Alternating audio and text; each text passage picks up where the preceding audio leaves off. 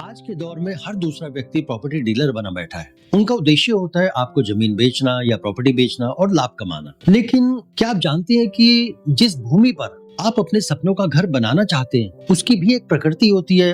उस मिट्टी का अपना एक रंग, गंध और स्वाद होता है। इन सबका संबंध आपके स्वभाव और आपके कर्म क्षेत्र से होता है। जब भूमि आपकी प्रकृति से मेल खाती है, तभी वह आपको सुख शांति और प्रगति देती है। अन्यथा वही घर, या यूं कहिए कि उस भूमि पर बनाया हुआ घर एक वास्तु दोष से ग्रस्त स्थान बन जाता है, जहां मानसिक अशांति, आर्थिक रुकावट और पारिवारिक तनाव जन्म लेने लगते हैं। देखिए, जैसे बीमार होने पर हम किसी सामान्य व्यक्ति के पास जाकर इलाज नहीं करवाते, बल्कि एक सर्टिफाइड डॉक्टर की सलाह लेते हैं, उससे ट्रीटमेंट लेते हैं। वैसे ही जमीन खरीदने जैसे महत्वपूर्ण निर्णय में भी वास्तु की सही समझ होना अत्यंत आवश्यक है। क्या आपने कभी अपने डीलर से पूछा कि क्या आप वास्तु में सर्टिफाइड हैं? जमीन की कीमत, आकार या स्थान को देखकर कभी भी निर्णय नहीं लेना चाहिए। मात्र देखिए, शास्त्रों के अनुसार भूमि को 4 वर्गों में बांटा गया है, जैसे ब्राह्मणी भूमि, क्षत्रिय भूमि, वैश्य भूमि और शूद्र भूमि।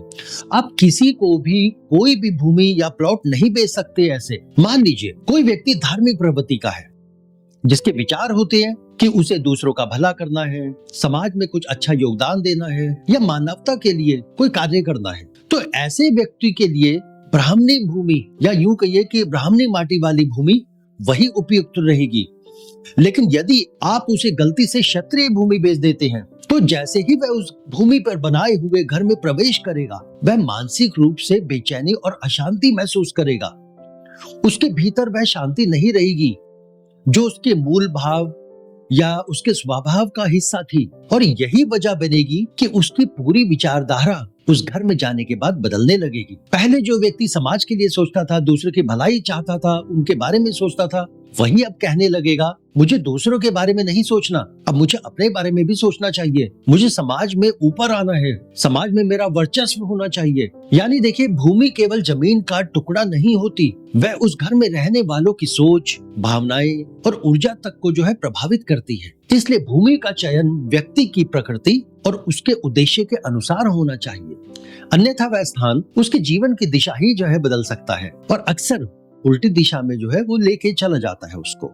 अच्छा, इसके अलावा वास्तु के और भी पहलू होते हैं, जैसे कि आपका वो जो घर है वो कहीं किसी टी पॉइंट पे तो नहीं आ रहा है, या किसी डेड एंड पे, या आपका प्लॉट जो है उसमें किसी तरह का कोई कट तो नहीं है, या उसमें कोई एक्सटेंशन तो नहीं है।